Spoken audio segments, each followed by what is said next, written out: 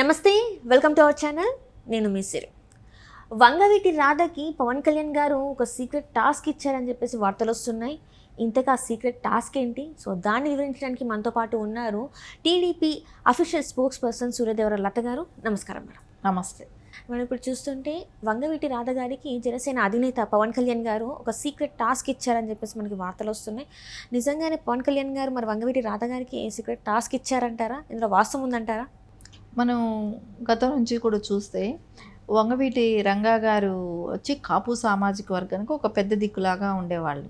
So ఆయన తర్వాత ఆయన చనిపోయిన తర్వాత నుంచి కానీ వాళ్ళ కొడుకు వంగవీటి రాధా గారు ఎప్పుడూ కూడా ప్రజల్లోకి దగ్గరగా ఉండటం, వాళ్ళ కమ్యూనిటీని లీడ్ చేయటమే కానివ్వండి, వాళ్ళకి ఏ అవసరాలు వచ్చినా ఏదొచ్చినా కూడా ఆ చుట్టుపక్కల నియోజకవర్గాల్ని హోల్డ్ చేస్తూనే కానీ ఆయనకు ఒక పేరంటూ వాళ్ళ నాన్నగారి లెగసీని ఆయన కంటిన్యూ చేస్తూ రావటం కూడా జరిగింది. సో అందుకని కాపు సామాజిక వర్గం అంతా కూడా వంగవీటి రాధా గారి అనేది హ్యాండిల్ ఉంటారు ఎప్పుడు కూడా. దానిలో ఒకటి తెలుగుదేశంలో కొంతమంది అనుకోవచ్చు సీట్ రాలేదనో, తెలుగుదేశంలో సీట్ ఇవ్వలేదా, అలాంటి జనసేనలో సీట్ ఇవ్వలేదా, వీళ్ళు సీట్ ఇవ్వలేదన్న కారణంగా ఆయన పార్టీలు మారుతారా అనేది కూడా కొన్ని గందరగోళం సృష్టించారు. కానీ ఆయన ఎక్కడా కూడా పార్టీ మారుతున్నానని కూడా అనట్లేదు. ఎప్పుడు కూడా ఆయన నారా చంద్రబాబు నాయుడు గారి మీద ఒక అభిమానమే కానివ్వండి, ఆయన అంటే ఒక గౌరవమే కానివ్వండి, జనసేన కానివ్వండి, అంటే పవన్ కళ్యాణ్ గారితో కూడా ఉన్న స్నేహమే కానివ్వండి, ఇవన్నీ కూడా కలిసి వచ్చిన అంశాల కింద తీసుకొని ఆయన అట్లాగే స్టిక్ అని అయ్యారు. ఆయన ఎప్పుడూ కూడా నేను పోటీ చేయాలి, నాకే సీట్ రావాలని, అలాంటి నేనే ఇంపార్టెంట్ నాకు అనే ఇది కూడా ఆయన వెళ్ళాల. ఎప్పుడు ఆయన కమ్యూనిటీకి ఏం జరుగుతుంది దాని గురించి ఆలోచించుకుంటూ ఆయన ముందుకొచ్చారు. అలా వచ్చిన తరుణంలోనే ఇప్పుడు వీళ్ళు అప్పటికి చాలా వరకు ట్రై చేశారు వైసీపీ వాళ్ళు. ఏంటని మనం తీసుకెళ్ళిపోయి వైసీపీలో జాయిన్ చేసుకోవటం కోసం ఫ్రెండ్స్ లాగా బిహేవ్ చేస్తూ కొడాలి నాని కానీ, వల్లభనేని వంశీయ కానీ, రాధా మా ఫ్రెండు, మేము చెప్పాము చంద్రబాబు నాయుడు గారిని నమ్మద్దు, నువ్వు వెళ్ళొద్దు ఆ పార్టీలే కానీ మేము చెప్పామని చెప్పి నిన్న మొన్న కూడా మనం మీడియాలో కొడుతున్నాడు కొడాలి నాని. ఎందుకంటే అతను నువ్వు ఎన్ని చెప్పినా నువ్వేంటో, నీ బ్యాక్గ్రౌండ్ ఏంటి, నువ్వు ఎక్కడి నుంచి వచ్చావు, నువ్వు ఈరోజు ఎవరిని మాట్లాడుతున్నావు, ఏం చేస్తున్నావు అనేది రాధా గారికి తెలియదా? మీ స్థాయి ఎక్కడి నుంచి వచ్చింది? మీ టీడీపీ పెట్టిన భిక్షతో వచ్చిన వాళ్ళు ఇద్దరు, వాళ్ళు ఇస్తే సీట్లతో ఎమ్మెల్యేలు అయిన వాళ్ళు, ఆ స్థానం నుంచి ఈరోజు వచ్చి మీరు వాళ్ళనే మాట్లాడుతుంటే రేపొద్దున అక్కడ జగన్మోహన్ రెడ్డి ఇవ్వకపోయినా వాళ్ళైనా మాట్లాడతారు. వీళ్ళు అవకాశాల కోసం వచ్చిన వాళ్ళు కాబట్టి అవకాశంలో మాట్లాడతారు. వీళ్ళని నమ్మి నేను వెళ్ళటం ఎందుకు అనుకున్నాడు ఆయన. ఎప్పుడూ కూడా రాధా గారు వాళ్ళు చెప్పిన మాటలకి, ఎంకరేజ్ చేసిన మాటలకి ఆయన ఎప్పుడూ కూడా వాళ్ళ పక్కన వెళ్ళటమే కానివ్వండి, ఆ పార్టీలో జాయిన్ అవుతానంటమే కానీ ఎక్కడ కూడా జరగలేదు. అది కూడా కాకుండా ఆయన ఎప్పుడు కూడా ఆయన సామాజిక వర్గం ఎక్కడెక్కడ ఉందో అది చూసుకొని ఇప్పుడు కూడా పార్టీకి క్యాంపెయిన్ చేస్తూనే ఉన్నాడు. స్టిల్ ఈ టుడే కూడా ఆయన క్యాంపెయిన్ చేస్తున్నాడు. నిన్న కూడా మనం తెనాలి మనోహర్ గారి కోసం తెనాలి వెళ్ళి అక్కడ క్యాంపెయిన్ చేయటమే కానివ్వండి, అక్కడ ఉన్న ఆయన సామాజిక వర్గం ఓట్ బ్యాంక్ ఎక్కడా కూడా చీలకూడదని మనోహర్ గారికి, అంటే కూటమితో కలిసిన తెలుగుదేశంకి ఓట్ కూడా మొత్తం షిఫ్ట్ అవ్వాలనే ఒక ఉద్దేశంతో ఆయన వెళ్ళి అక్కడ క్యాంపెయిన్ చేయడం కూడా జరిగింది. సార్ రేపొద్దున ఆయన ఎప్పుడు కూడా నాకు సీట్ కావాలి, నేనే ఇది ఇవ్వాలనేది లేదు. ఆయన రాష్ట్రం మొత్తం బాగుండాలి, సో రాష్ట్రంలో డెవలప్మెంట్ కావాలి, సో ఎవరు వస్తే రాష్ట్రానికి అభివృద్ధి ఉంటుంది, ఆ దిశగా ఆలోచిస్తున్నారు. అదే చేయాలనే ఒక దృష్టితోనే రేపొద్దున గుడివాడ వెళ్తాడు. గుడివాడ వెళ్ళి అక్కడున్న కాపు సామాజిక వర్గానికి ఆయన ఓట్ బ్యాంక్ ఆయనకు ఉంది కాబట్టి కరెక్ట్గా అది ఎట్లాగైనా తెలుగుదేశంకి జనసేనకి షిఫ్ట్ అయ్యేటట్టే చేస్తారు. ఎక్కడైతే ఆ సరౌండింగ్సే కానివ్వండి, ఆయనకి ఎక్కువ పలుకుబడి ఆయన ఫేవర్ ఇది ఉన్న వాళ్ళే కానివ్వండి, అంటే ఆయన అభిమానులు ఉన్న ప్లేస్లే కానివ్వండి, ప్రతి చోటికి కూడా ఆయన వెళ్ళి ఆయన క్యాంపెయిన్ చేస్తాడు. ఆ ఓట్ బ్యాంక్ కూడా ఎటు షిఫ్ట్ అవ్వనీయకుండా తెలుగుదేశంకి, అదే కూటమితో కలిసిన తెలుగుదేశంకి పడే అవకాశాలు అయితే స్పష్టంగా కనబడుతున్నాయి. రేపు వంశీ గారి నియోజకవర్గం గన్నవరం కూడా వెళ్తాడు. వెళ్ళినప్పుడు అక్కడ కూడా ప్రచారం చేసే వస్తారు. సో ఆయన అయితే మటుకు తెలుగుదేశానికి, కూటమితో కలిసిన తెలుగుదేశానికి గెలిపించాలనే ధ్యేయంతోనే ఉన్నారనేది స్పష్టంగా మనకి ఇక్కడ కనపడుతూనే ఉంది.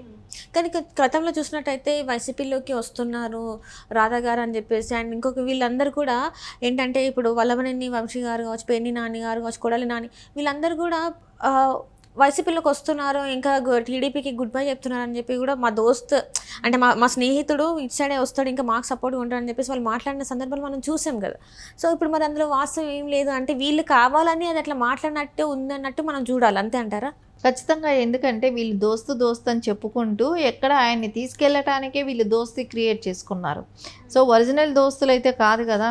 ఒరిజినల్ దోస్తులు అన్నట్టు వీళ్ళు క్రియేట్ చేసుకుంటూ మా దోస్తు అనుకుంటూ ఆయన్ని వైసీపీ దగ్గరికి తీసుకెళ్ళి కండువా కప్పించడాలనేది వాళ్ళ ప్రయత్నం.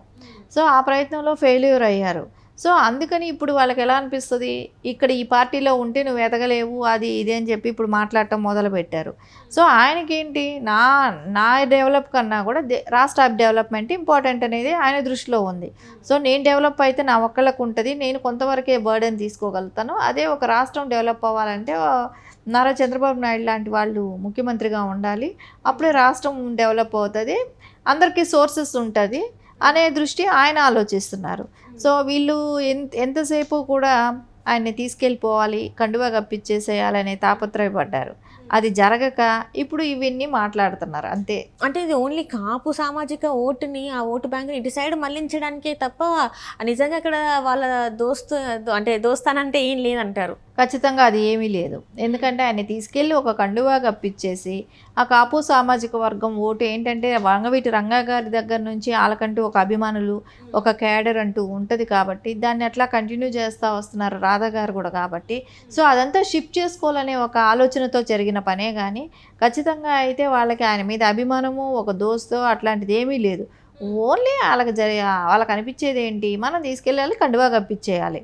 సో అక్కడ ఆ కమ్యూనిటీ ఓట్ బ్యాంకును మనం చీల్చాలి అనే ఒక ప్లాన్ చేశారు. దానిలో అది వాళ్ళు ఫెయిల్యూర్ అయ్యారు. సో ఇది రాధా గారేమో ఖచ్చితంగా తెలుగుదేశం పక్కే నిలబడటమే కానివ్వండి, జనసేన పవన్ కళ్యాణ్ గారికి మద్దతు ఇవ్వటం కానీ ఇవంతా కూటమితో కలిసిన తెలుగుదేశమే అధికారంలోకి రావాలనేది ఆలోచన అయితే ఆయనకి స్పష్టంగా కనపడతా ఉంది. సో దీని మూలనే అభివృద్ధి చెందుతుంది. ఖచ్చితంగా అయితే రాధా గారు అయితే తెలుగుదేశంకి సపోర్ట్ చేస్తున్నారు.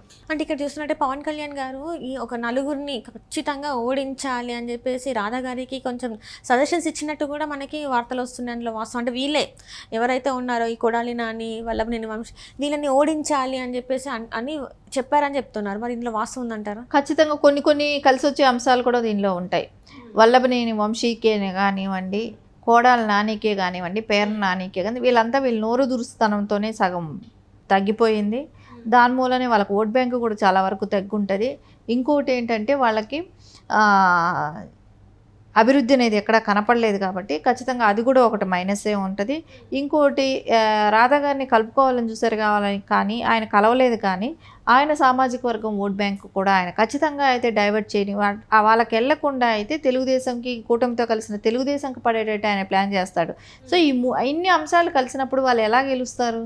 వాళ్ళు గెలిచే అవకాశాలే లేవు. వాళ్ళకి జరిగిన అభివృద్ధి ఏంటి చెప్పుకొని ప్రజల్లోకి వెళ్తారు? ఏమీ లేదు. కాబట్టి ఖచ్చితంగా అయితే రాధా గారు తెలుగుదేశంకే సపోర్ట్ చేస్తారు.